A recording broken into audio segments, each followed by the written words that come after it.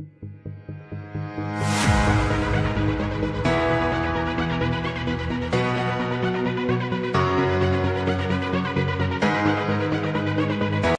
forma como o documentário é feita, primeiro, o documentário é longo.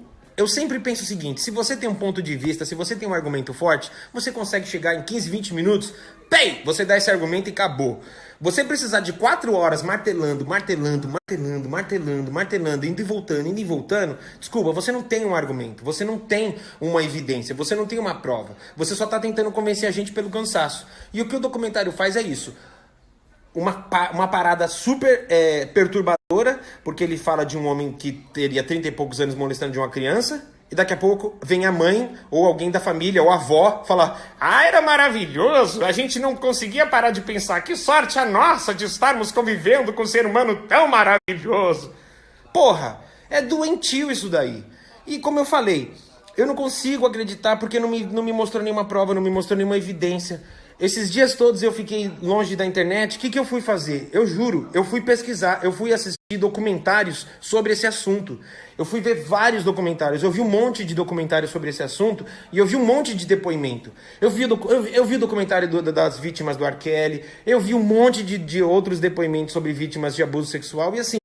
Nunca, ninguém chega e fala assim: ai, era uma alegria estar com ele. Depois ele me deu um tapa na cara, um mata-leão, eu desmaiei. Quando eu acordei, eu estava violentada. Mas antes disso, era uma alegria. Não tem. A postura de uma pessoa que foi violentada, que é vítima, ela é diferente. Eu parto do princípio que toda vítima tem que ser ouvida. Toda vítima tem que ser escutada. Porque...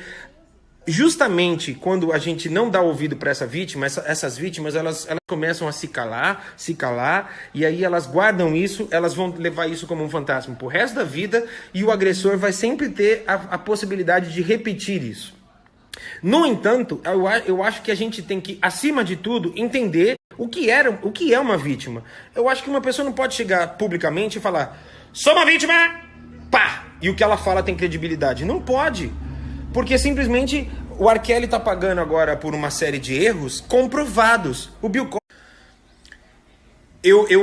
Quando eu falei que eu pesquisei sobre os casos, eu pesquisei muito. E eu pesquisei também sobre o caso do Bill Cosby. E o Bill Cosby é um senhor, enfim, pesquisem, que é um caso longo para ficar falando. Ele tá preso.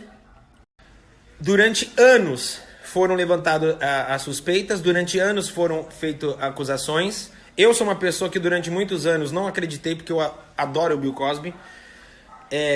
Mas o que acontece? O Bill Cosby está preso. Ele está preso basicamente porque todas essas vítimas juntas conseguiram provar algo. Existem provas. Você querer dizer para mim que o Michael Jackson foi investigado 10 anos pelo FBI, porque ele foi investigado 10 anos.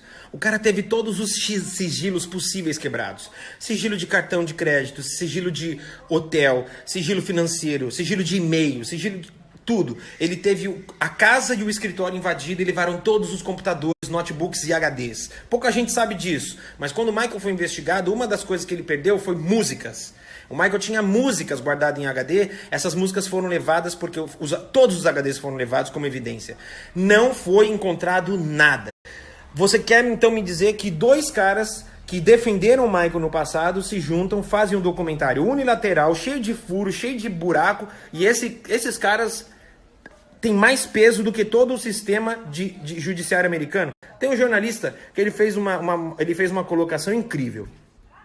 Para começar, esse jornalista não gosta do Michael. Eu esqueci o nome dele. Ele não gosta do Michael. Ele falou: gente, eu não gosto do Michael, para falar a verdade, eu não dou a mínima. Para dizer a verdade, não me importa o que acontece com o Michael, mas eu tenho que ser honesto. Ele fala que a forma como esse documentário está sendo recebido por algumas pessoas é, no mínimo, perigoso. Por quê? Existe hoje o movimento Me Too, que é um movimento muito importante, é um movimento que dá voz a várias vítimas, e existe uma atmosfera de caça contra os caras que cometem esse tipo de crime, caça contra as corporações que encobrem esse tipo de crime. Então a gente está vivendo meio que um momento de caça.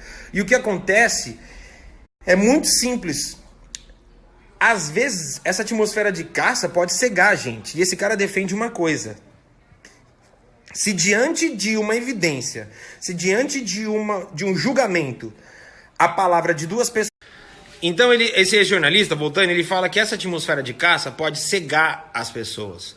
Porque a gente quer um culpado, a gente quer que alguém pague por esses crimes. Mas o que ele diz, que é muito importante, é o seguinte: não pode chegar uma pessoa e falar: oi, eu sou uma vítima, e falar o que aconteceu, e todo mundo tomar isso como uma verdade absoluta. Porque se isso acontecer, a gente simplesmente não vai ter mais nenhuma pessoa pública, nenhuma corporação, nenhuma empresa, ninguém nunca mais vai ter uma chance de defesa.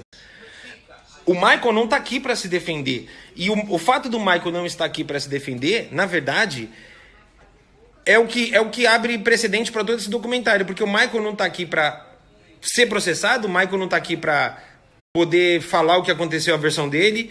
E ninguém pode fazer isso, porque eles alegam que são vítimas. E eles alegam que naquele momento só estavam eles e o Michael. Então ninguém pode falar nada. A família não pode falar nada, o Spory não pode falar nada, ninguém pode falar nada. A gente deve dar o benefício da dúvida? Deve, eu acho que deve dar o benefício da dúvida. Mas a gente também não pode se cegar por isso. Esse jornalista falou uma coisa também muito, muito coerente.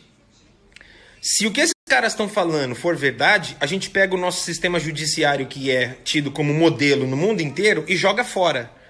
Porque a gente está falando que uma criança de 11 anos e uma de 13 conseguiu ter sangue frio para, diante de um investigador, diante de um psicólogo, diante de um juiz, mentir. E se essa pessoa, quando tinha 11 anos, 13 anos, conseguiu mentir, nós temos um sistema judiciário falho. Eu não tenho como não concordar com esse cara. Você quer me convencer que esses caras, esses moleques tiveram sangue frio lá no passado, mentiram sob juramento, mentiram diante de uma corte, mentiram para todo mundo, continuaram sendo abusados, e aí você quer me convencer que agora o que eles falam é verdade? Desculpa, não cola pra mim. Então, se o documentário quer falar e quer ser tão incisivo, eu acho que o documentário tinha que ter entrevistado todas as outras crianças que conviveram com o Michael, e são muitas, e que hoje os caras têm 30 e tantos, 40 e tantos anos e defendem o Michael. Todas essas pessoas deveriam ter a voz escutada. Porque eles alegam que eles estão fazendo esse documentário porque eles querem ser ouvidos, não porque eles estão ganhando dinheiro. No entanto, esse documentário foi vendido para mais de 130 países. Você quer me dizer que eles não vão ganhar nada com isso? Então não vem com esse papo de não estou ganhando nada, eu estou fazendo isso pelas vítimas, porque não cola, sabe? Até porque antes de fazerem o documentário, eles foram até o espólio e fizeram